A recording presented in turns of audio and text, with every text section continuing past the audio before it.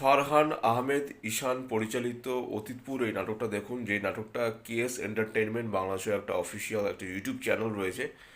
সেখানে এখন থেকে প্রায় কয়েক ঘন্টা আগে স্ট্রিম হয়ে গেছে এবং নাটকটার ডিউরেশন 48 মিনিট। নাটকটা কিন্তু দুর্দান্ত রকমের অভিনয় করেছে ইয়াশ রোহন এবং তটিনী।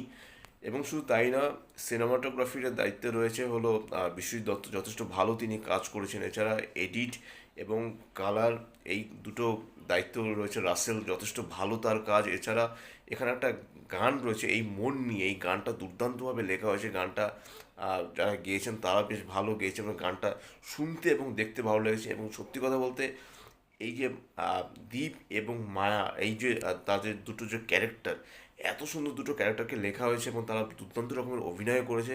এবং অতীতপুর নাটকটা আপনারা একদমই মিস করবেন না। নাটকটা কিন্তু আমার দুর্দান্ত লেগেছে। আপনাদের কেমন লেগেছে নিশ্চয়ই নাটকটা দেখে অবশ্যই আমাকে জানাবেন।